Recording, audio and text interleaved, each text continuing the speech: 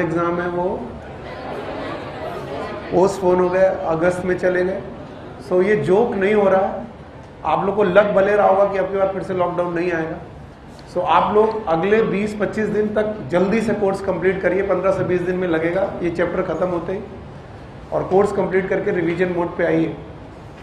ऐसा ना हो कि फिर लॉकडाउन लग जाए, फिर लग जाए यार 2 चैप्टर बाकी है। और अपना मास्क पहन के रखिए जब भी रहिए, ठीक है? कोशिश करिए कि पहन के रखें। सोशल डिस्टेंसिंग तो आपको क्या हो पा रही है मैं समझ नहीं पा रहा हूँ, लेकिन कम से कम मास्क पहन के रहिए। ओके, तो थैंक यू वेरी मच। हम लोग, ये रियलिटी है कि अगर चुनाव नहीं हो रहे होते तो मैं भी लॉकडाउन फिर से लगता। तो वो चाहे किसी को अप्रैल फूल लग रहा हो, चाहे कुछ भी लग रहा हो, लेकिन ये बात रियलिटी है कि महाराष्ट्र के शायद बोर्ड एग्जाम पोस्टपोन हो गए, ठीक है? सो आप लोग ध्यान दें। Okay, so here is the properties of genetic material.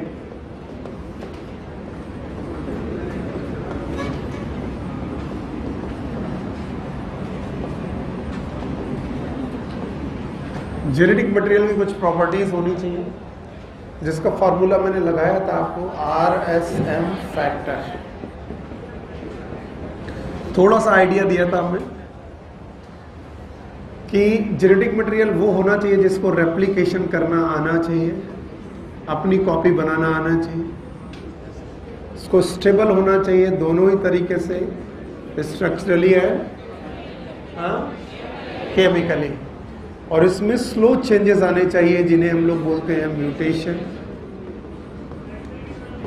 Slow changes होने चाहिए, और इसके अलावा मेंडेलियन फैक्टर की तरह बिहेव करना चाहिए। बस एक रिवीजन है, यहीं पे आके मैंने क्लास छोड़ दी थी, यहीं से मैं क्लास को फिर से उठा रहा हूँ कि प्रॉपर्टीज ऑफ जेनेटिक मटेरियल में पहली प्रॉपर्टी ये होनी चाहिए कि उसको रेप्लिकेशन करते आना चाहिए। दूसरा, उसे स्टेबल होना चाहिए स्ट्रक्चरली एंड फंक्शनली। तीसरा, उसमें स्लो चेंजेस आने चाहिए ताकि इवोल्यूशन हो सके। और चौथा, उसे मेंडेलियन फैक्टर की तरह बिहेव करना चाहिए। और बोला गया कि जब तक जेनेटिक मटेरियल प्रूफ नहीं हुआ था कि कौन होगा जेनेटिक मटेरियल, 3 ऐसे मॉलिक्यूल थे जिन्हें जेनेटिक मटेरियल माना जा सकता था। One was protein, another was RNA and the third was DNA। तो 3 ऐसे बायोमॉलिक्यूल थे जिनको जेनेटिक मटेरियल की तरह देखा जा रहा था कि या तो प्रोटीन हो सकता है जेनेटिक मटेरियल, या तो RNA या तो DNA। लेकिन रेप्लिकेशन करने के लिए आपके पास 2 बातें होनी चाहिए। वन इज नोन एज कॉम्प्लीमेंटैरिटी, और दूसरा है बेटा बेस पेयरिंग। यानी बेस पेयरिंग और कॉम्प्लीमेंटैरिटी होनी चाहिए, यानी आप एक स्टैंड को देखकर दूसरे स्टैंड के बारे में पता लगा सको। जैसे अगर मुझे DNA का एक स्टैंड दे दिया जाए जिसमें ATGC हो, तो क्या मैं दूसरे स्टैंड के बारे में पता लगा सकता हूँ? यस। एक स्टैंड को देखकर दूसरे स्टैंड का पता लगाना, इट इज नोन एज कॉम्प्लीमेंटैरिटी। क्योंकि कॉम्प्लीमेंटैरिटी ये कहती है कि एडेनिन और थायमिन के बीच में बेस पेयरिंग होगी, और डबल बॉन्ड की सिंगल डबल, और बेटा थायमिन और एडेनिन के बीच में भी डबल, ग्वानिन और साइटोसिन के बीच में ट्रिपल, साइटोसिन और ग्वानिन के बीच में ट्रिपल। तो यानी कि ना कॉम्प्लीमेंटैरिटी और बेस पेयरिंग की वजह से RNA and DNA they can make their replica. तो प्रोटीन रेप्लिका नहीं बन सकता था, तो protein was not able to form the replica, and that's why protein was out of the competition for the genetic properties of genetic material. यानी properties of genetic material में पहली property में ही fail हो गया हमारा कौन? प्रोटीन। एंड दैट्स व्हाई ये पूरी लड़ाई 2 लोगों के बीच में पड़ती है, एक कौन? DNA, और दूसरा कौन? RNA। तो आप अगर अपना टॉपिक देखेंगे तो उसमें लिखा होगा DNA वर्सेस RNA।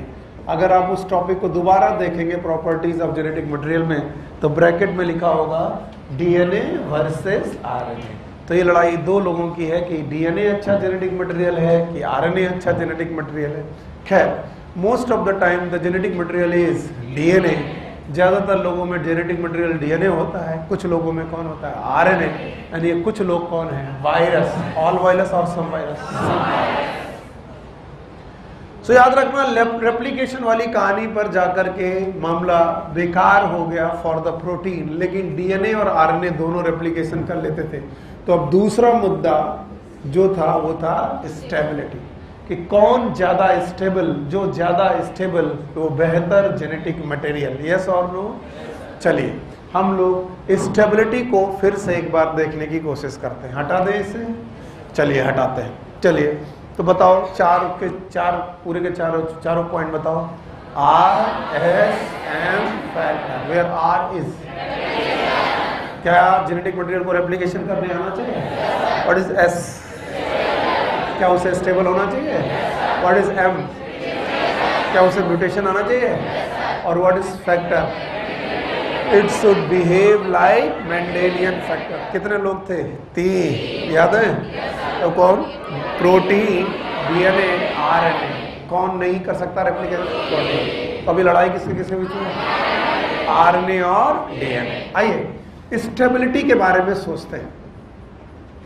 तो स्टेबिलिटी को पिन पॉइंट करने के लिए, स्टेबिलिटी को बहुत ज़्यादा फेवर में लेने के लिए कुछ 5 पॉइंट हैं जो आपको याद रखने चाहिए। मैं ऑलरेडी आपको 5 पॉइंट लिख के दे रहा हूं, तो आपको याद ही रखने। पहला पॉइंट है ग्रिफिथ एक्सपेरिमेंट।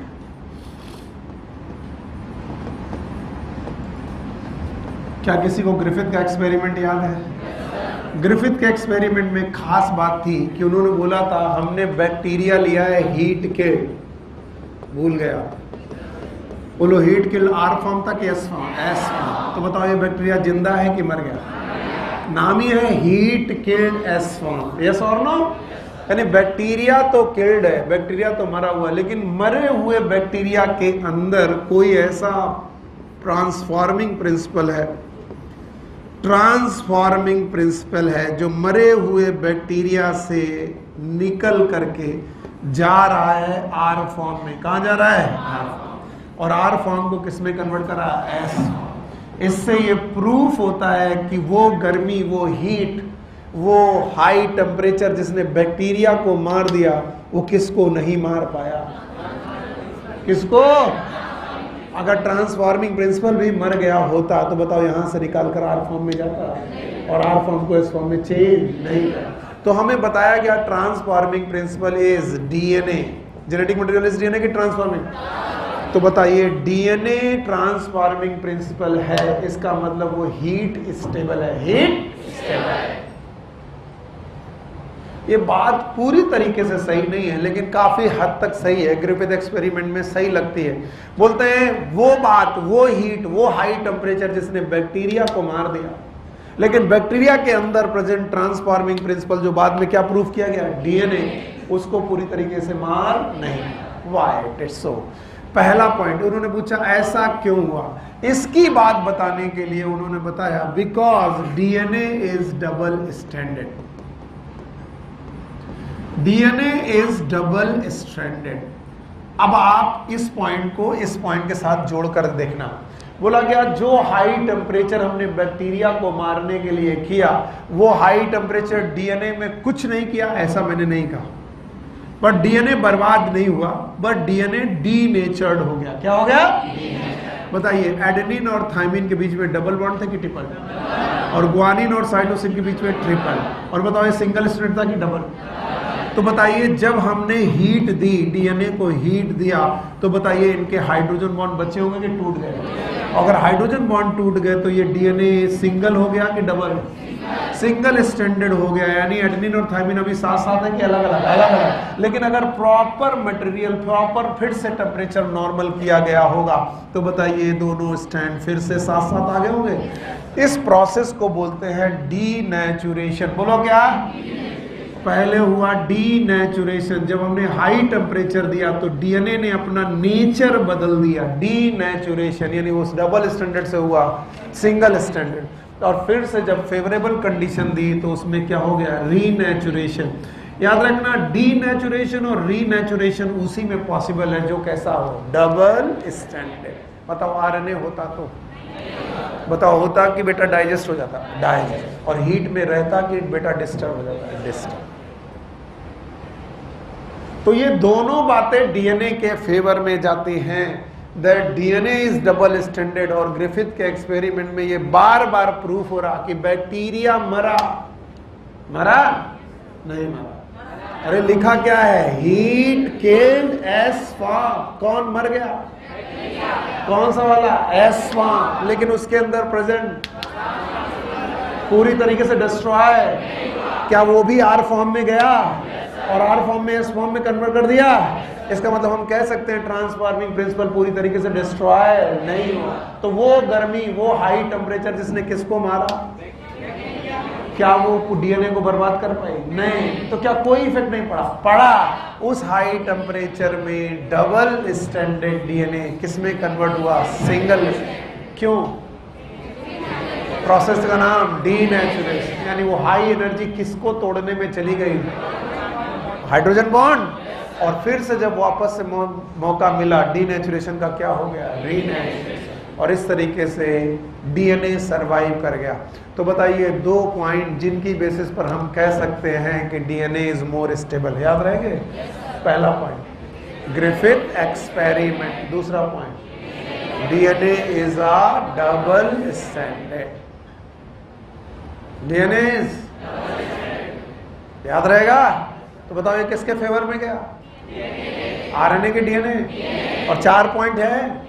पहला आर इज रेप्लिकेशन। दूसरा एस, व्हाट इज एस?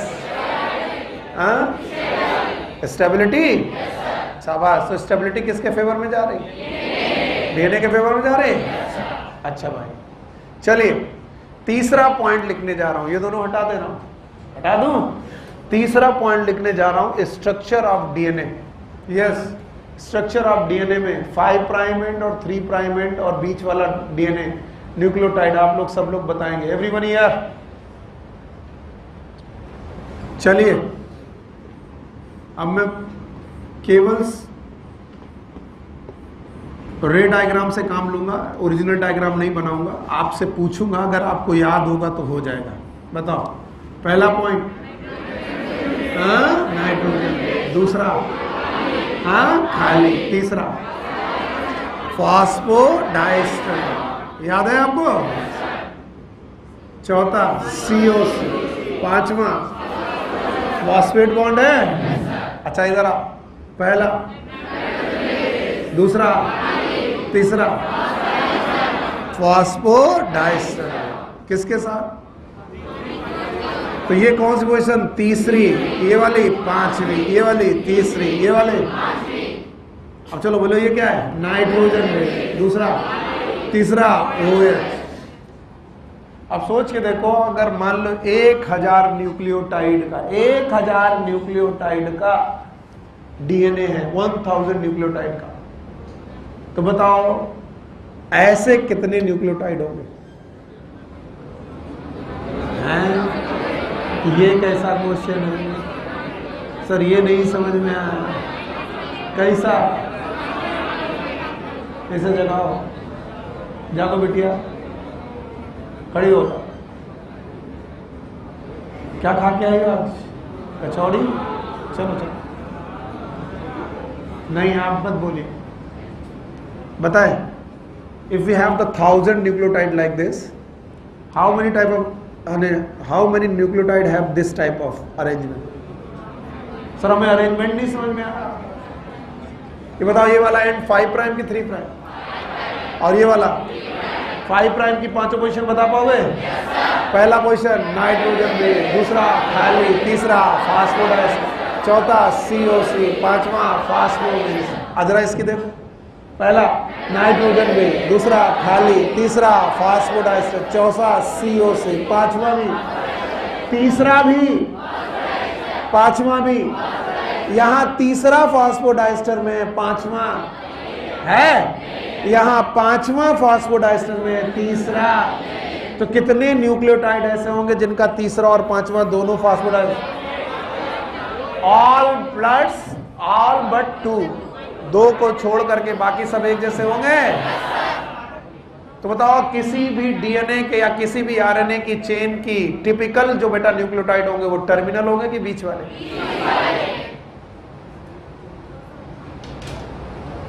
अभी आरएनए बताना है सर, हम कहां बता पाएंगे?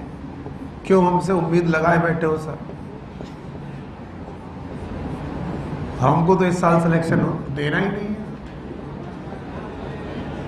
फिर कब होगा पता नहीं सर, देखेंगे। ये फॉस्फेट है, ये फॉस्फोडाइस्टर बॉन्ड, ये फॉस्फोडाइस्टर बॉन्ड है, ये OH है, ये OH है, ये OH है।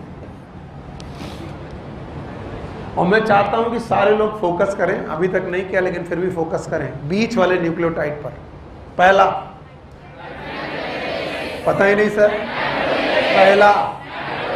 पहला पक्का, दूसरा खाली, तीसरा OH, तीसरा फॉस्फोडाइस्टर,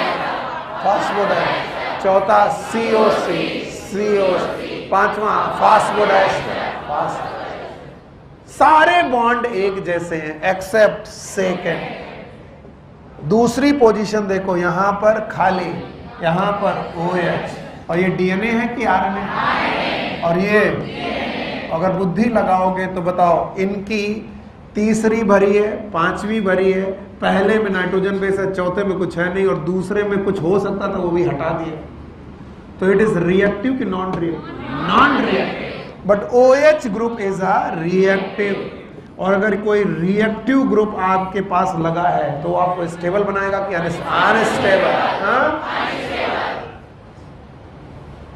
तो सेकेंड पोजीशन पर OH होना, सेकेंड प्राइम पोजीशन पर OH होना RNA को रिएक्टिव बनाता है, और RNA को रिएक्टिव बनाने की वजह से RNA अनस्टेबल हो जाता है। स्टेबल क्या अनस्टेबल? अनस्टेबल। तो तीसरा पॉइंट भी किसके फेवर में गया? DNA। सर हमें कुछ याद नहीं आ रहा, तीनों पॉइंट बोल लें। पहला पॉइंट, ग्रिफिथ का एक्सपेरिमेंट किसके फेवर में? DNA इज डबल स्टैंडर्ड किसके फेवर में? DNA। सेकेंड पोजीशन पर OH होना, RNA, और सेकेंड पोजीशन पर OH ना होना, और OH होने से स्टेबल की रिएक्टिव, और जो रिएक्टिव है स्टेबल की अनस्टेबल।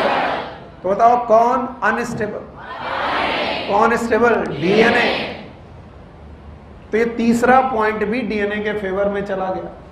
इस तरीके से तुम्हें पता चल रहा है DNA स्टेबल है, और 4 पॉइंट में दूसरा पॉइंट DNA के फेवर में जा रहा है।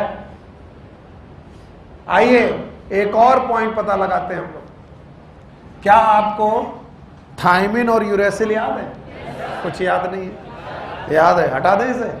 चलिए बताइए, RNA में क्या पाया जाता है? पता नहीं सर क्या पाया जाता है? यूरेसिल। यूरेसिल पाया जाता है। और बताओ DNA में क्या पाया जाता है? थायमिन। DNA में थायमिन पाया जाता है। सर थायमिन और यूरेसिल का स्ट्रक्चर एक बार बताइए। चलो खड़े हो, बताओ यूरेसिल का स्ट्रक्चर NCERT में।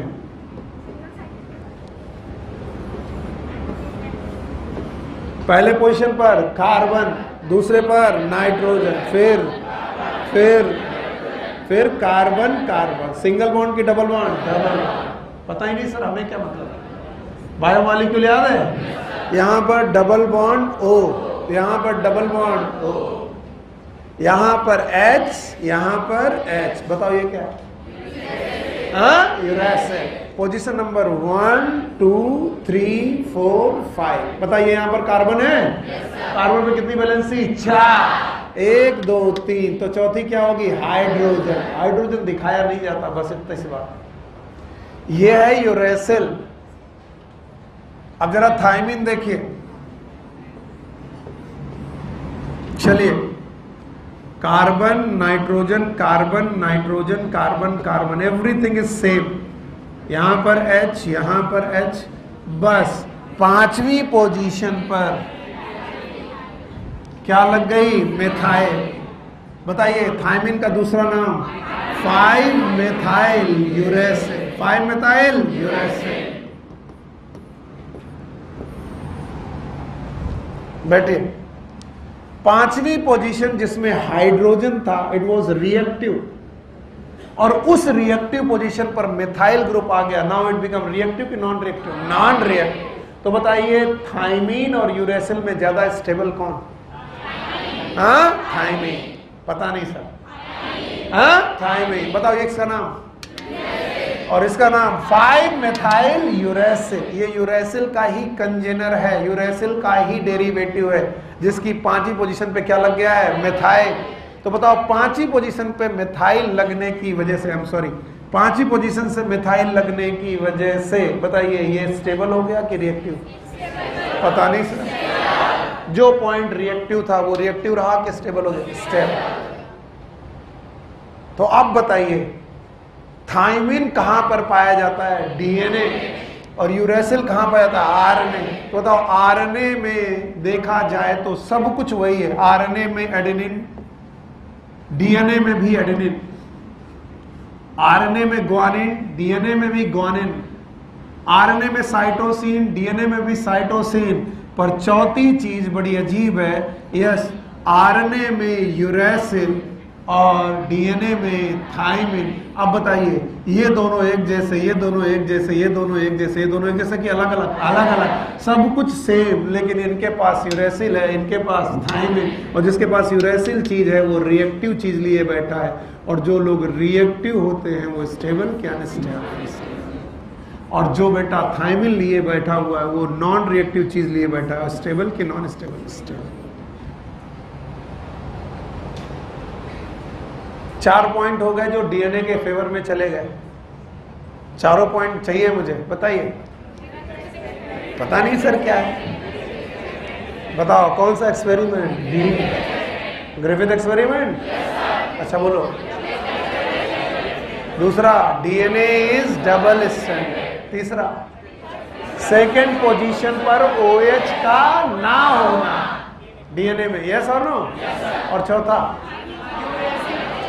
थायमिन का कहां होना? डीएनए में। और थायमिन रिएक्टिव है कि स्टेबल? और यूरेसिल जो रिएक्टिव है वो स्टेबल क्या अनस्टेबल? अनस्टेबल। और 5वां पॉइंट, ये चौथा पॉइंट था, 5वां पॉइंट भी आपको याद रखना पड़ेगा। All enzymes are protein except ribozyme. और राइबोजाइम एक्चुअली आरएनए होता है। So we can say the RNA can act like catalyst। और अगर कोई कैटलिस्ट की तरह एक्ट कर रहा है इट विल बी रिएक्टिव। और अगर कोई रिएक्टिव है वो स्टेबल कि अनस्टेबल? अनस्टेबल। बताइए डीएनए कभी कैटलिस्ट की तरह एक्ट कर सकता है? नहीं। और इस हिसाब से 5वां पॉइंट भी डीएनए के सपोर्ट में गया और आरएनए के अपोज में चला गया। तो अनस्टेबिलिटी आरएनए की फितरत है, डीएनए की तो फितरत बेटा स्टेबल होगा। और हम चाह रहे थे कि 4 फैक्टर में से कौन ज्यादा फैक्टर पा पाएगा? RSM, याद आया? R फॉर रेप्लिकेशन में दोनों एक जैसे थे, यस सर, लेकिन स्टेबिलिटी किसके फेवर में जा रही है? डीएनए के फेवर में। तो ये 5 पॉइंट अगर आप बता दें एक बार और, मैं समझ पाऊंगा कि आपको आ गया। चलिए बताओ प्रॉपर्टीज ऑफ जेनेटिक मटेरियल के 4 point. RSM factor. R for replication, जिसमें कौन फेल हो गया? प्रोटीन। कितने लोग आए? एक कौन? दूसरा R। इनको बेटा आपस में लड़ाई बचाने के लिए कौन किसको? स्टेबिलिटी। स्टेबिलिटी पिक्चर में आई। और स्टेबिलिटी को बताने के लिए 5 पॉइंट दिए मैंने। एनसीईआरटी ने 5 पॉइंट दिए, पांचों बता पाओगे? पहला, Griffith experiment, DNA is double stranded. Second position पर OH ना होना और डीएनए में थायमिन का होना, आरएनए में यूरेसिल। और आरएनए कैसे एक्ट करता है? कैटलिस्ट। और जो कैटलिस्ट है वो reactive. Now for the mutation. अभी आपको म्यूटेशन के बारे में भी बात करनी पड़ेगी। RSM में M शब्द है mutation. And mutation are the slow changes in genetic material very much required for evolution. Evolution के लिए हमें चाहिए, याद रखना, since RNA is single stranded,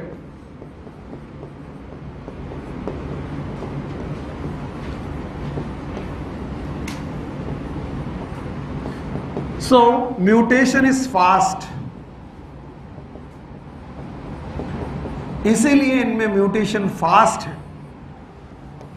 और DNA is double standard,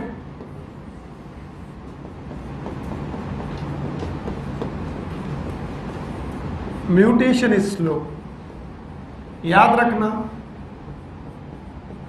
mutation चाहिए था लेकिन वो भी स्लो चेंज वाला म्यूटेशन चाहिए था। आरएनए और डीएनए में अगर दोनों को कंपेयर करोगे तो कौन स्लो चेंज दे रहा है? डीएनए। और आरएनए फास्ट चेंज दे रहा है। याद रखना, अभी हम लोग जिस महामारी से गुजर रहे हैं उसका नाम कोरोना वायरस है, सुना है? अभी आपको मालूम होगा कि एक इन्फ्लुएंजा वायरस है, फ्लू वायरस, नॉर्मल जुखाम का वायरस था, और ये फ्लू वायरस ने अपने नाम हर बार बदले हैं। कभी स्वाइन फ्लू हुआ है, कभी बर्ड फ्लू हुआ, और कभी सार्स हुआ है, और कभी बेटा कोरोना हुआ है। You know that? बताइए, the same virus mutating very fast because it have DNA और आरएनए। इस सीजन में स्वाइन फ्लू, अगले सीजन में बर्ड फ्लू, उसके बाद कोरोना। ऐसा चाहिए कि आज सुनील सर आए तो आदमी बन के आए, कल घोड़ा, परसों बंदर। बोले सर क्या हो रहा है? डीएनए चेंज हो रहा सर। बोले सर आदमी तो आज भी नहीं लग रहा है ना सौरभ? हाँ sir, yes sir. So you know that we need a mutation, but this mutation should be fast और स्लो। और आरएनए के साथ बड़ी अजीब बात है कि ये फास्ट म्यूटेशन रखते हैं, एंड आरएनए के म्यूटेशन फास्ट होने की वजह से ये अनस्टेबल हो जाते हैं। इसका मतलब म्यूटेशन फास्ट होना भी इन्हें अनस्टेबल बनाता है, और इन्हें क्या बनाता है? स्टेबल। और जैसे ही स्टेबल का मैंने छठा पॉइंट लिखा, और ये छठा पॉइंट स्टेबिलिटी से रिलेटेड है कि म्यूटेशन से? म्यूटेशन। ये भी किसके फेवर में चला गया? डीएनए। तो पूरी दुनिया चिल्लाने लगी DNA is a better genetic material. लोगों ने लिखा DNA is better genetic material.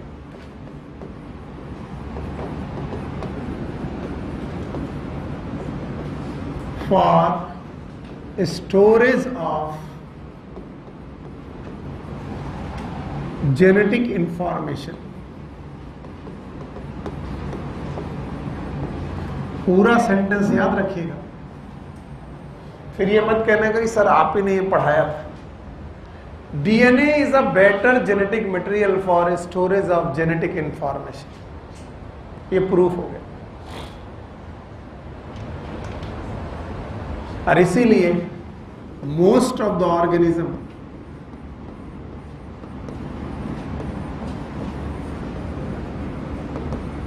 Have DNA as genetic material.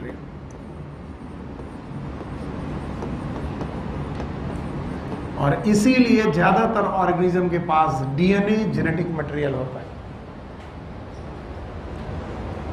पर यह बात पूरी तरीके से सही नहीं है। कैसे सही नहीं है? क्योंकि सेंट्रल डॉगमा में देखा गया कि सर डीएनए से डीएनए बनता है, प्रोसेस का नाम,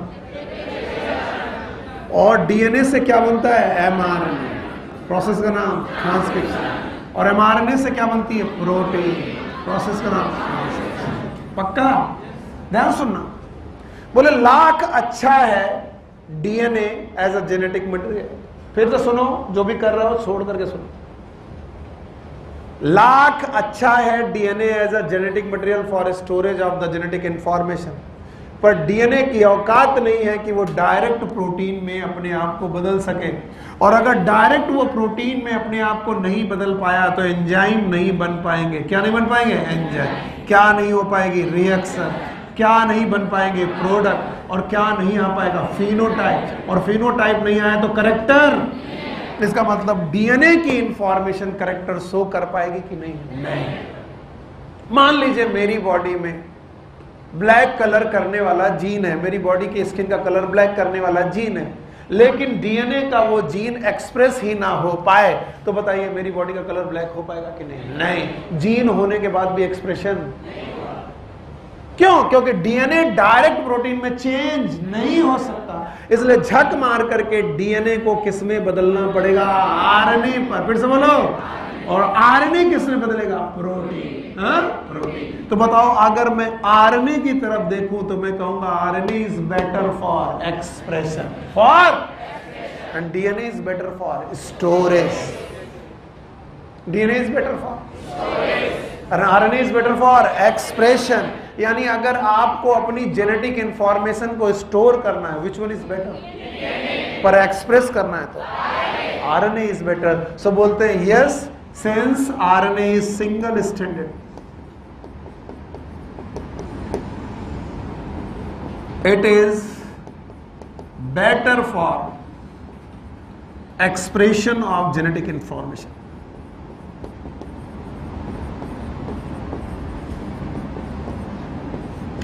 तो अक्सर बच्चे बड़ी जल्दी कर देते हैं। मैं कहता हूं कौन सा बेटर जेनेटिक मटेरियल है, धड़ाम से बोलते हैं डीएनए। नहीं, मैं पूछूं कौन सा जेनेटिक मटेरियल बेटर है, तुम बोलो किस बात के लिए? अगर स्टोरेज के लिए तो कौन है? डीएनए। और अगर एक्सप्रेशन के लिए तो आरएनए। बुक पानी दे रही, लाइन में पढ़ रहा हूं, आप पढ़िए पेज नंबर 103 और अंडरलाइन करिए, वरना आपको लगेगा सुनील साहब जबरदस्ती ये लिखवाए हैं। 103 की आखिरी पैराग्राफ पढ़ रहा हूं। RNA can directly code for synthesis of protein, hence can easily express the character. DNA, however, is dependent on RNA for synthesis of protein. The protein synthesis machinery has evolved around the RNA. The above discussion indicate that, underline करिएगा, above discussion indicate that both RNA and DNA can function as genetic material. Both RNA and DNA can function as, but DNA being more stable is preferred for storage, and for the transmission of genetic information RNA is better. कौन better? पता नहीं sir, question पूछना कौन better, किस बात के लिए? Storage के लिए, एक्सप्रेशन के लिए। तो अभी कोई भी नहीं बोलेगा डीएनए इज बेटर। मैंने इसलिए बोला था DNA is better genetic material for storage. अगर कर को बोला जाए what is RNA, RNA is better for expression of. तो बहुत तेजी से आप लोग जवाब देते हो, विच one is better genetic material? DNA ना। पूछो विच one is the better genetic material for storage? DNA.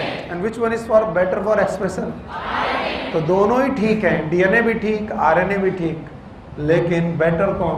पता नहीं सर। स्टोरेज के लिए, एक्सप्रेशन के लिए, और सुनील सर ने बोला है, किसने? NCERT. So both genetic material, both DNA and RNA can act like genetic material, but one is better for storage, another is better for transmission. Pakka?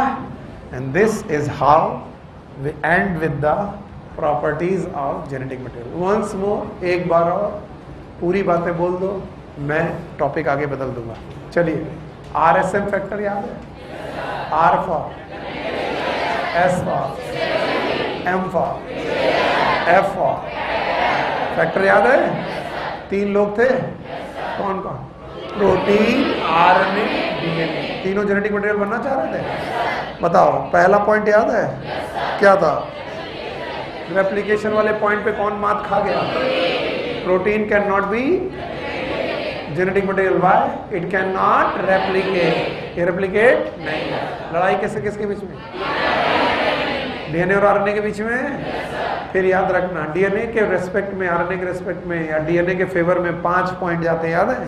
जल्दी जल्दी बोलो। Griffith experiment, double stranded DNA, second point पर OH ना होना, RNA में OH होना, DNA में thymine होना, आरएनए में यूरेसिल होना, और 5वां आरएनए का कैटालिटिक होना, डीएनए का कैटालिटिक ना होना। म्यूटेशन किसमें फास्ट, किसमें स्लो?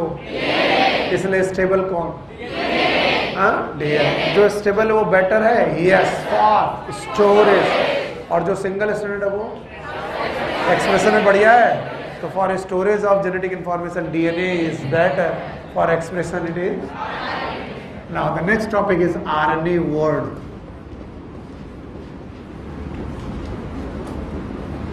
बोलते हैं जब ये लड़ाई खत्म हो गई कि कौन बेहतर है, तो ये लड़ाई आई कि कौन पहले है। फिर सुनना, जब वैज्ञानिक ये लड़ते लड़ते खत्म कर पाए कि कौन बेहतर है, तो लड़ाई बराबर पर छूटी। किसी ने कहा कि डीएनए भी बेहतर है, आरएनए भी बेहतर है। डीएनए किस में बेहतर है? स्टोरेज। RNA expression. तो जब ये लड़ाई खत्म हो गई तो किसी ने पूछा which is the first genetic material.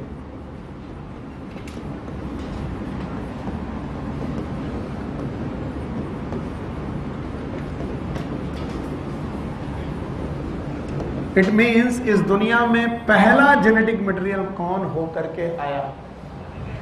Yes, ये क्वेश्चन वैसे ही है कि पहले मुर्गी आई कि पहले अंडा। हाँ, कौन बोला अंडा? यस, पहले मुर्गी की पहले अंडा? मुर्गी। How many of you with the murgi? Okay, how many of you with the anda? How many of you are the गोल गोल अंडा कंफ्यूज्ड? हाँ भाई, मैं पूछ रहा हूं, मैं ऐसे जवाब, पहले मुर्गी आएगी पहले अंडा? ऐसे पूछ रहा हूं, जवाब दो। ये मारो गोली इसको, ये नहीं पढ़ना आज, इस क्वेश्चन का जवाब हो ही जाए। बंटवा दे, चाहे मुर्गी आई चाहे अंडा है, दोनों बंटवा दो।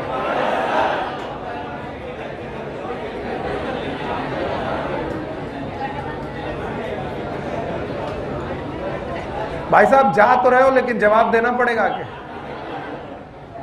जवाब देना पड़ेगा कि पहले मुर्गी आई कि अंडा।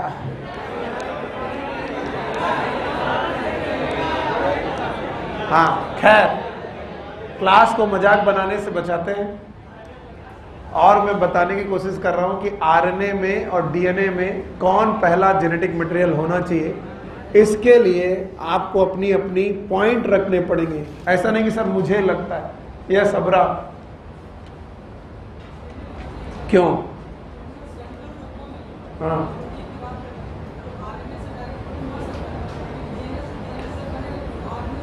इससे क्या प्रूफ होता है? हाँ, तो ये कैसे बात कर सकते हैं? ये कोई बात नहीं हुआ।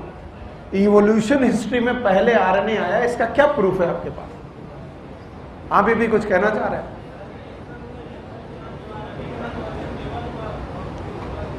ये कौन सी बात हो गई? इस दुनिया में अगर अनस्टेबल था तो खत्म ही हो जाना चाहिए था।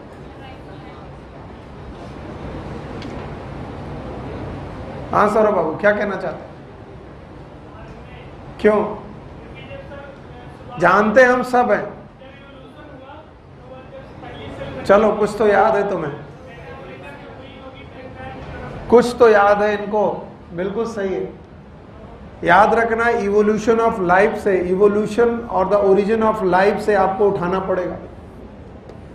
ओरिजिन ऑफ लाइफ में बताया गया जब जीवन की शुरुआत हुई तो सेल नहीं थी, केमिकल्स थे, और ये केमिकल्स आपस में जुड़ करके बनाए कोजरवेट्स। नाम तो सुना ही होगा। और कोजरवेट्स बेटा लिविंग नहीं था। कोजरवेट द ग्रुप ऑफ केमिकल, और इस केमिकल में प्रोटीन थी, इस केमिकल में लिपिड था, अमीनो एसिड थे, एटसेट्रा। यही कोजरवेट से जब पहली सेल बनी तो हमने उसको लिविंग मान लिया, जबकि इसमें भी वही सारी चीजें थी, द सेम थिंग। इसमें भी प्रोटीन थी, इसमें भी लिपिड था, इसमें भी अमीनो एसिड था। यह भी केमिकल का ही समूह है, और यह भी केमिकल का समूह है। कोजरवेट भी also a group of chemical, even the cell is the group of chemical, but हमने इसको लिविंग माना और इसको लिविंग नहीं माना, just because the first chapter tells the living and non living की डिफाइनिंग प्रॉपर्टी में एक प्रॉपर्टी आकर खड़ी होती। बोलो क्या? मेटाबॉलिज्म। सर जी हमें मेटाबॉलिज्म करने आनी चाहिए। अगर हमें मेटाबॉलिज्म करनी आ गई तो हम जिंदा हैं, और अगर मेटाबॉलिज्म करनी नहीं आई तो हम जिंदा। तो बताओ, कोजरवेट को मेटाबॉलिज्म करनी नहीं आती थी, इनको मेटाबॉलिज्म करनी। सर मेटाबॉलिज्म करनी इनको क्यों आती थी, इनको क्यों नहीं आती थी? क्योंकि इनके पास एंजाइमेटिक या कैटालिटिक प्रॉपर्टी आई। किसकी प्रॉपर्टी आई?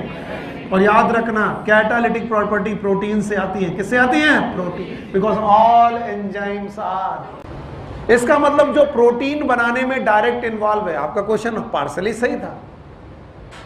प्रोटीन बनाने में जो डायरेक्टली इन्वॉल्व है वो डीएनए की आरएनए। हाँ, मान लो इस दुनिया में पहली बार प्रोटीन ना भी हुई होती तो RNA can act like catalyst itself. DNA के पास इस सुविधा नहीं है कि वो कैटलिस्ट की तरह बिहेव करे। RNA can behave like the catalyst. तो अगर इस दुनिया में एंजाइम नहीं भी होंगे तो एंजाइम जैसा बिहेव कर पाना किसके बस की बात है? डीएनए की, आरएनए की। तो यानी पहली मेटाबॉलिज्म में एंजाइम नहीं रहे होंगे, खुद जेनेटिक मटेरियल ही एंजाइम की तरह बिहेव किया होगा। तो पहली बार जब ओरिजिन ऑफ लाइफ हुई होगी, पहली जो सेल बनी होगी, उसने पहली बार कैटालिसिस किससे की होगी? प्रोटीन से कि न्यूक्लिक एसिड से? हाँ, न्यूक्लिक एसिड। और कौन सा न्यूक्लिक एसिड? नहीं आया? बैठिए, केवल बोल देने से कुछ नहीं होता, आपको दलील भी देनी पड़ेगी। हमने क्वेश्चन पूछना चालू किया कि मुर्गी आई कि अंडा, लोग हंसने लगे। लेकिन फिर भी उसमें एक दिमाग जाएगा तो तुमको अगर लगा सकते हो तो बोलोगे सर कैसे आया? सर सेल एक, अंडा एक सेल है और कॉम्प्लेक्स चीज पहले कैसे आ सकती है? पहले कौन आएगा? सिंपल, फिर क्या आएगा? कॉम्प्लेक्स। अब उस क्वेश्चन के पीछे मत भागो, लेकिन इस क्वेश्चन को सॉल्व कर सकते हो। फिर से सुनो, बोलते हैं जितने भी लाइफ प्रोसेस हैं, लाइफ प्रोसेस का मतलब है वो प्रोसेस जो मेटाबॉलिज्म को मेंटेन करते हैं। They are revolve around the RNA.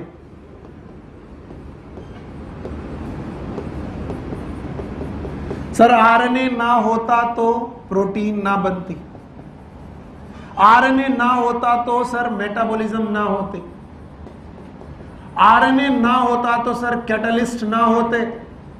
इसका मतलब अगर आरएनए ना होता तो लाइफ ना होती। तो इसका मतलब लाइफ को लाने में सबसे पहले किसका इंपॉर्टेंट रोल रहा होगा? आरएनए। इसका मतलब दुनिया में पहली कोशिका जो बनी होगी उसमें कैटलिस्ट की तरह कौन बिहेव किया होगा? आरएनए। मेरा अगला क्वेश्चन है कि जब इस दुनिया में आरएनए था और आरएनए बढ़िया सा जेनेटिक मटेरियल बिहेव कर रहा था, why we require DNA? Yes, why we require DNA? हमें डीएनए की जरूरत क्यों पड़ी? Because RNA was unstable. किसी ने कहा सर आरएनए अनस्टेबल था, उसे स्टेबल बना देते। डीएनए क्यों बनाया? बोले बस यही किया गया। आरएनए अनस्टेबल था, अनस्टेबल था, हम उसे स्टेबल बनाने लगे और हमसे धोखा हो गया। हम उसे स्टेबल करने के चक्कर में किसमें कन्वर्ट कर बैठे? डीएनए। बोले आरएनए अनस्टेबल क्यों था? क्योंकि वो सिंगल स्टैंडर्ड था। तो चलो डबल कर दें। आरएनए अनस्टेबल क्यों था? क्योंकि सर उसकी सेकंड पोजीशन पर ओएस था, हटा दो। सर आरएनए अनस्टेबल क्यों था? क्योंकि उसके पास यूरेसिल थी, थायमिन लगा दो। बताओ, हमने आरएनए को क्या करना चालू किया? स्टेबल। और धोखे से क्या बन गया? डीएनए। वरना अगर इस दुनिया में आरएनए स्टेबल होता तो डीएनए की जरूरत पड़ती नहीं पड़ती। तो बताओ, मॉडिफिकेशन जिसमें होता है वो पहले आता कि बाद में आता? हाँ, तो बताओ, DNA is modified form of RNA. Second दलील यही जाती है कि DNA is modified form of RNA. और जो मॉडिफाइड होता है वो पहले आता कि बाद में? बाद में। और इसीलिए बोलते हैं इस दुनिया में आरएनए की ही बोलबाला है। लाख डीएनए बना लो तुम, लेकिन अगर तुम्हें मेटाबॉलिज्म करनी है तुम्हें हाथ पांव जोड़ने पड़ेंगे किसके? आरएनए को। क्योंकि मेटाबॉलिज्म के लिए चाहिए एंजाइम, और एंजाइम के लिए चाहिए प्रोटीन, और प्रोटीन के लिए क्या चाहिए? आरएनए। और इसीलिए बोलते हैं टॉपिक का नाम है आरएनए वर्ड। तो भले ही आपको कितना भी अनइम्पॉर्टेंट लगे RNA, RNA is the most important genetic material और the nucleic acid. Even domain नाम सुना है आपने? 3 डोमेन में बांट दिया गया, पूरे 5 किंगडम को 3 डोमेन में बांटा गया on the basis of RNA, क्योंकि आरएनए से पुराना कोई नहीं। और इसीलिए बेटा जिन भी वायरस के पास, सुनो, जिन भी वायरस के पास RNA as a genetic material है, उन बेटा वायरसेस को रेट्रो वायरसेस बोलते हैं। रेट्रो का मतलब नया कि पुराना। व्हाई इट इज पुराना? क्योंकि इसने नई चीज ले रखी कि पुरानी? पुरानी। तो डीएनए इज नया, आरएनए इज पुराना। So why retroviruses are known as retroviruses? Because they have old genetic material. Which one is old? अभी भी नहीं आया? तो भाई चलो, तो ये लड़ाई भी खत्म हो गई कि कौन बेटर जेनेटिक मटेरियल है। फिर ये भी खत्म हो गई कि कौन पहले आया। कौन पहले आया? जवाब दे पाओगे? 3 पॉइंट मैंने दिए हैं, जो लोग सीक्वेंस में बता देंगे वही मैं समझ जाऊंगा कि आ गया। बोलो पहला पॉइंट। पता नहीं सर। पहला पॉइंट जो प्रूव करता है कि आरएनए पहला जेनेटिक मटेरियल है। During the origin of life, life के ओरिजिन के दौरान जब पहली कोशिका बनी, क्या बनी? पहली सेल, उसे क्या करनी पड़ी होगी? हाँ, मेटाबॉलिज्म। उसे जगाओ भाई। During origin of life, when the first cell form, first cell form करने के लिए, पहली कोशिका बनाने के लिए क्या करनी पड़ी होगी? मेटाबॉलिज्म। और मेटाबॉलिज्म करने के लिए क्या चाहिए? एंजाइम। एंजाइम किससे बनते हैं? प्रोटीन। प्रोटीन किससे बनता है? आरएनए। तो बताओ, आरएनए डायरेक्ट इन्वॉल्व है प्रोटीन बनाने में? यस। पहली बार जब प्रोटीन भी नहीं बनी होगी और कैटलिस्ट की जरूरत पड़ी होगी, तब ऐसा जेनेटिक मटेरियल चाहिए जो खुद कैटलिस्ट की तरह बिहेव करे। कौन? आरएनए। अभी भी नहीं आया? तो बताओ, ओरिजिन ऑफ लाइफ में कौन सा ऐसा जेनेटिक मटेरियल है जो कैटलिस्ट की तरह काम कर सकता है? आरएनए। तो पहली बार मेटाबॉलिज्म करने में किसका रोल रहा होगा? आरएनए। और जब मेटाबॉलिज्म पहली बार हुई होगी तो वो किसकी वजह से हुई है? आरएनए। इसलिए RNA is the first genetic material. अब बताओ, आरएनए अगर पहला जेनेटिक मटेरियल था तो दुनिया में डीएनए क्यों आया? क्योंकि आरएनए कैसा है? अनस्टेबल। तो आरएनए से डीएनए बनाने की जरूरत ही नहीं थी, आरएनए को स्टेबल कर देते। यस, हमने किया वही। आरएनए को क्या किया? स्टेबल। और हमसे धोखे से क्या बन गया? डीएनए। क्या हमने सेकंड पोजीशन से ओएच हटाया? थाइमिन, यूरेसिल की जगह थाइमिन जोड़ा, सिंगल की जगह डबल किया, और आरएनए से क्या बनने लगा? DNA. So DNA is a modified version of RNA. और जो मॉडिफाइड होता है वो पहले आता कि बाद में?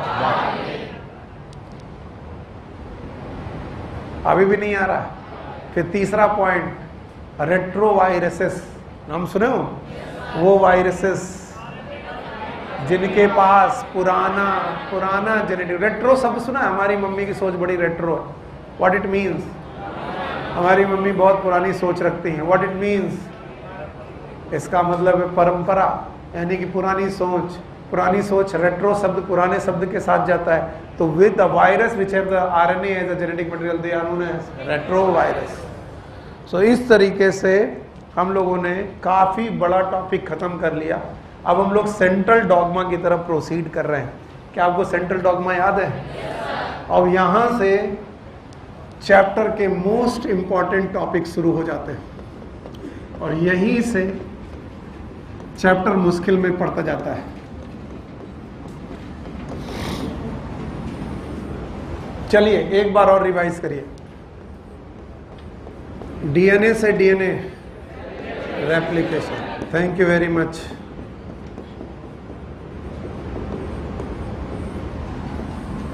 डीएनए से एमआरएनए ट्रांसक्रिप्शन।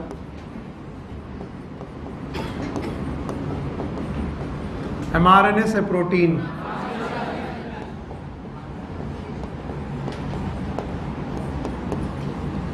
सो याद रखना, ज्यादातर समय पर एग्जामिनर इन्हीं 3 पॉइंट में से क्वेश्चन बनाता है। या तो एग्जामिनर रेप्लिकेशन से क्वेश्चन बनाएगा, या तो ट्रांसक्रिप्शन से बनाएगा, या तो ट्रांसलेशन से बनाएगा। और मैं आपको बता दूं कि आप मोस्ट इंपॉर्टेंट टॉपिक की तरफ प्रोसीड कर रहे हैं। तो अभी तक जो भी पढ़ा वो प्रॉपर्टीज ऑफ डीएनए थी या प्रॉपर्टीज ऑफ जेनेटिक मटेरियल थी। अभी मोस्ट इंपॉर्टेंट टॉपिक शुरू होते हैं। So once again, what is replication? The formation of DNA from the DNA. आइए रेप्लिकेशन को एक बार और समझते हैं। एक साइंटिस्ट हुए क्रिक, इन्होंने ही सेंट्रल डॉगमा के बारे में बताया था। और वाटसन एंड क्रिक दोनों ने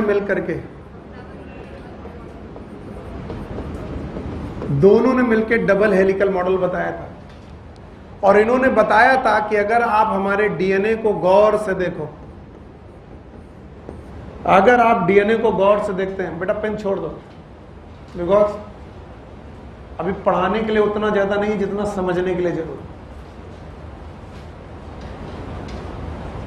तो बोलते हैं अगर आप हमारे डीएनए को गौर से देखते हो, अगर आपको डबल हेलिकल मॉडल सही से समझ में आया तो दो प्रॉपर्टी आपको समझ में आनी ही चाहिए। One is known as complementarity, another one is known as base pairing. और अगर आपको कॉम्प्लीमेंटैरिटी और बेस पेयरिंग सही से समझ में आ जाता है तो आप खुद बता देंगे यार डीएनए का तो रेप्लिकेशन होकर ही रहेगा। ये बात एनसीईआरटी ने भी लिखी है, तो मैं वो लाइन आपको अंडरलाइन करवा रहा हूं, वो आप कर लीजिए। उसके बाद मैं आपको पूरा टॉपिक पढ़ाता हूं फिर से। Page number is 104, topic is replication, paragraph is second. It has not escaped our notice that the specific pairing we have postulated immediately suggests a possible copying mechanism for the genetic material. It was said by the Watson and Crick, 1953.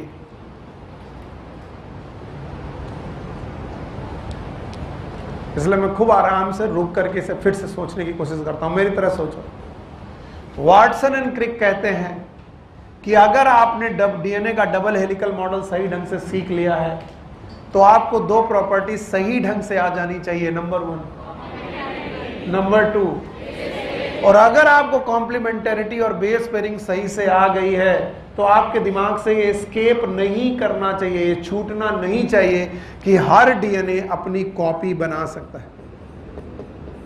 आइए इसे explain करते हैं। सबसे पहले what is कॉम्प्लीमेंटैरिटी? अभी पढ़ाया था, if we know the nitrogen base of one strand, अगर हमको एक स्ट्रैंड के नाइट्रोजन बेस पता चल जाएं तो क्या हम दूसरे स्ट्रैंड के नाइट्रोजन बेस प्रेडिक्ट कर सकते हैं? Yes sir. Prediction of the nitrogen base of the different strand और the second strand by seeing the one strand is known as complementary. बताओ, ए के सामने पता नहीं, टी के सामने, जी के सामने, सी के सामने। तो क्या एक डीएनए के स्ट्रैंड को देख करके, उनके नाइट्रोजन बेसिस को देख करके क्या दूसरे स्ट्रैंड के नाइट्रोजन बेसिस का सीक्वेंस पता लगाया जा सकता है? Yes, and this is known as, बोलोगे नहीं आएगा। आपको लगेगा सर इतना इजी है, बार बार क्यों चिल्ला रहे? मेरे साथ बोलते रहो, बेवकूफियां करो तभी आएगा। बोलो क्या है ये, और ये क्यों पॉसिबल हुआ है? बेस पे। तो बोलते हैं बस यही तो करना है, डीएनए की कॉपी बनाने में यही तो करना है। एक पुराना डीएनए लीजिए और उसके दोनों स्ट्रैंड अलग अलग कर दीजिए। एक पुराना पेरेंट डीएनए स्ट्रैंड लीजिए और उस दोनों स्ट्रैंड को अलग अलग कर दीजिए। जब ये दोनों स्ट्रैंड अलग अलग हो जाएंगे तो इनकी बेस पेयरिंग बनी रहेगी कि छूट जाएगी? छूट जाएगी। जैसे कभी एडेनिन के सामने क्या हुआ करता था? थायमिन। आज है कि नहीं है? बताओ, कभी थायमिन के सामने क्या होता था? एडेनिन। अभी आज क्योंकि दोनों अलग अलग हो गए। ग्वानिन के सामने क्या था? साइटोसिन। साइटोसिन के सामने क्या था? ग्वानिन। बताओ, दोनों साथ है कि अलग अलग? अलग अलग। बस सर, अब इन दोनों स्टैंड पर नए स्टैंड की कल्पना कीजिए। बोले कैसे की जा सकती? बाई कॉम्प्लीमेंटैरिटी। बताइए, यहां पर कोई स्टैंड आ सकता है और यहां पर भी आ सकता है। बताइए, ए के सामने टी, टी के सामने ए, जी के सामने सी, सी के सामने यस, यहाँ पे टी के सामने ए के सामने टी, जी के सामने जी के सामने सी। और बताइए इस तरीके से एक डीएनए से कितने बन गए? 2। बोलते हैं अगर हम लोग कॉम्प्लीमेंटैरिटी और बेस पेयरिंग को बहुत अच्छी तरीके से जान गए हैं तो हम इस बात से एस्केप भी नहीं कर सकते कि हमें मालूम है डीएनए एक डीएनए से दूसरा डीएनए बन ही जाएगा एक ना एक दिन। क्योंकि जैसे ही दोनों स्टैंड को अलग करोगे, जैसे ही दोनों स्टैंड को अलग करोगे, इन पे नए स्टैंड की कल्पना की जा सकती है। यस और नो? इसका मतलब एक डीएनए से, जो कि बेटा पुराना डीएनए था, पुराना डीएनए हुआ करता था, उस डीएनए से 2 डीएनए बनाए गए, जिसके हर नए डीएनए में एक पुराना और एक नया। फिर से सुनो, whenever new DNA form from the old DNA, the new DNA have half of the strand, यानी one strand of old DNA, another one of new DNA, one is from old DNA, another from new DNA। नहीं आया, चेहरा बता रहा। सब लोग इधर देखो, अब जाग जाना। बताओ कितनी प्रॉपर्टी बताई थी? दोनों याद है? एक कौन और एक कॉम्प्लीमेंटरिटी याद है? What is complementarity? We can predict. क्या प्रेडिक्ट कर सकते? Second strand by seeing. पक्का? और ये क्यों हुआ? Adenine pair with guanine with. क्या हमारे पास एक पुराना डीएनए था? ये रहा वो पुराना डीएनए। देखो, क्या हमने पुराने डीएनए को अलग अलग किया? अब जाग रहे हो बेटा, सो जाओगे तो मरोगे। बताइए, क्या यहां पर एडेनिन है? यहां पर, यहां पर, यहां पर, यहां पर, यहां पर। ये पुराने स्ट्रैंड है, ये पुराना डीएनए है।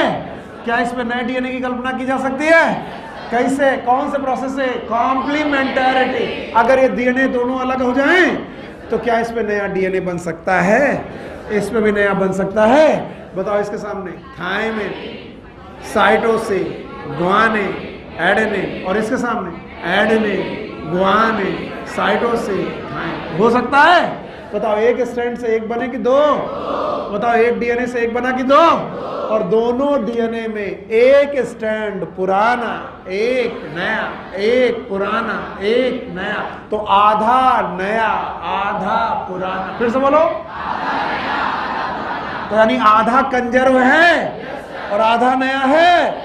आधा मतलब semi, and that's why it is known as semi conservative mode of replication.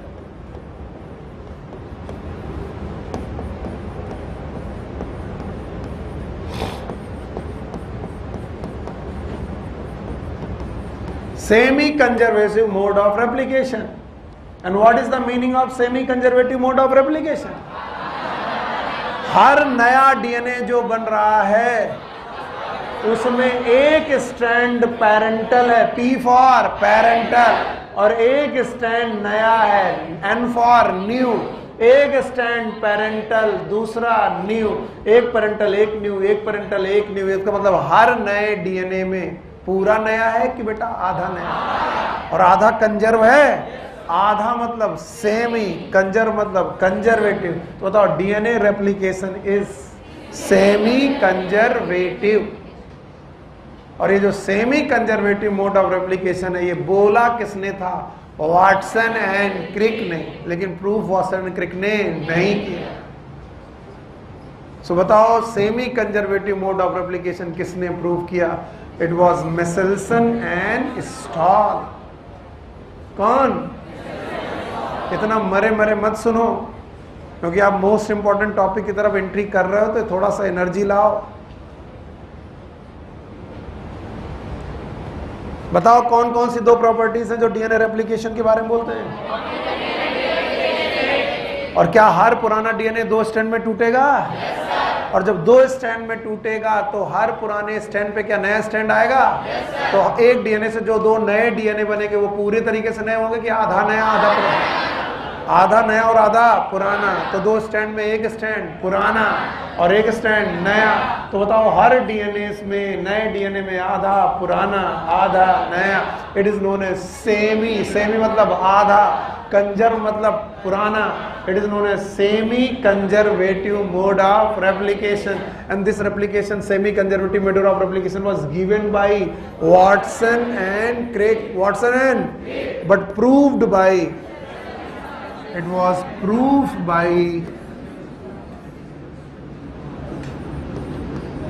by Michelson and Stahl. Michelson and Stahl ने इसे प्रूव किया था, और यही आपकी बुक में एक्सपेरिमेंटल प्रूफ के नाम से लिखा हुआ है। टॉपिक पढ़िए, लिखा होगा द एक्सपेरिमेंटल प्रूफ। तो काहे का experimental proof?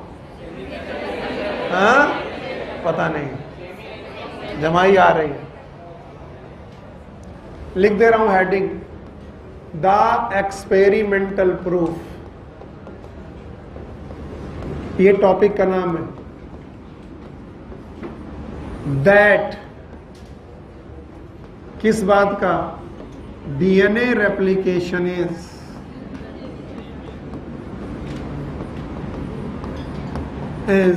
Semi conservative.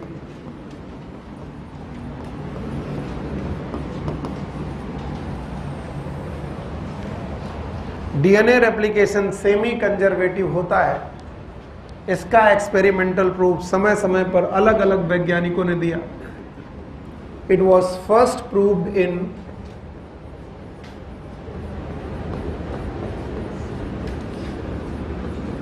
Bacteria, and that bacteria was E coli, and it is proved by Michelson and Stahl.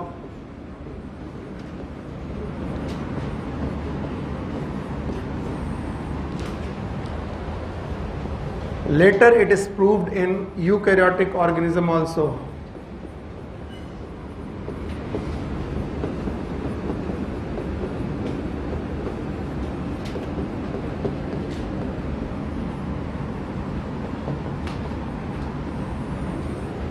So, पहले इसे बैक्टीरिया में प्रूव किया गया, बाद में इसे यूकैरियोटिक ऑर्गेनिज्म में भी प्रूव किया गया that DNA replication is semi conservative mode of replication.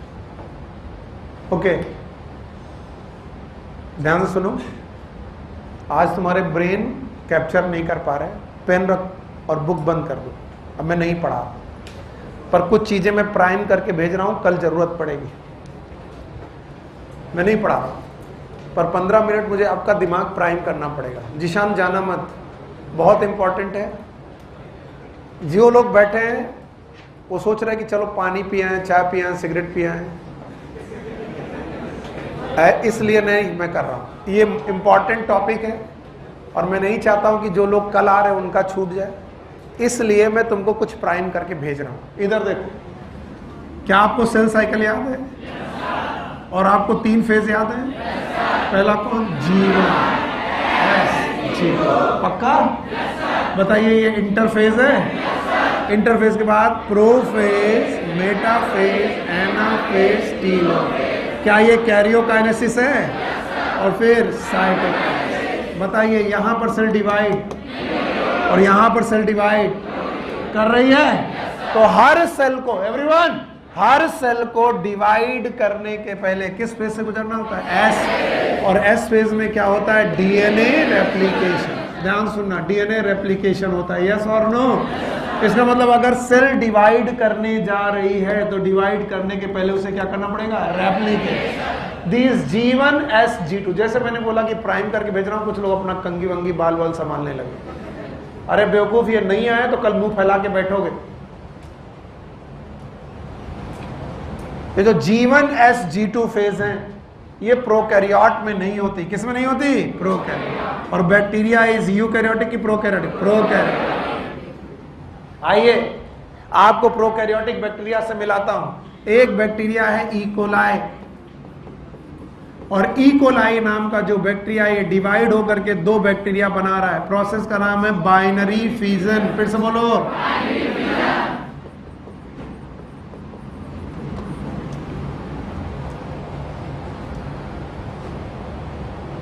कहां गए थे पीपी?